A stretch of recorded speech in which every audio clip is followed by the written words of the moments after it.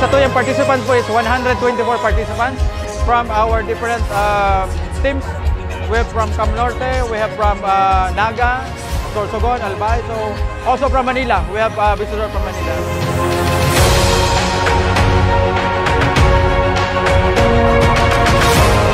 Sobrang ganda. Sobrang ganda ng tubig. Sa swim pa lang, sobrang flat ng tubig. Walang alon. Malinis yung tubig, hindi makate. Yung sa bike, safe na safe. Madaming marshal. First time ko po mag-triathlon dito. First time po namin mag-open water at nahirapan po sa swim. Pero nakahabol po sa bike at run. Challenging kasi sobrang layo ng mga buoy natin. Then medyo di familiar pero sobrang solid at sobrang kalmado ng dagat.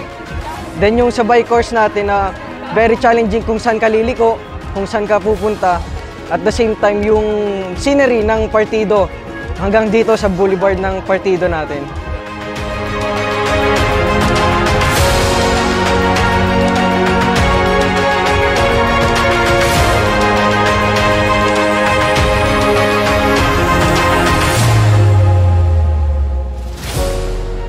Nandito po yung kayamanan ng mga taong mababait, maasikaso, kagandahan ng aming karagatan. At makikita nyo po talaga dahil paglipot nyo, yung iba nakita ko nagpa-practice na po kanina.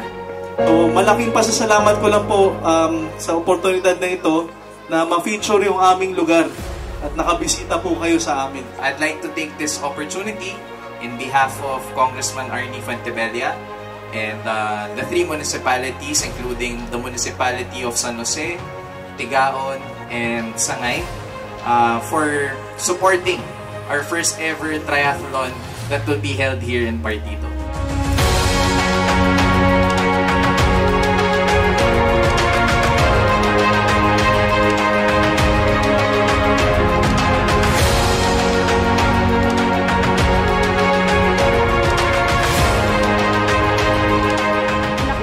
Talaga yung dulo nitong boulevard. So, ayun, all in all, the best experience. Thank you so much.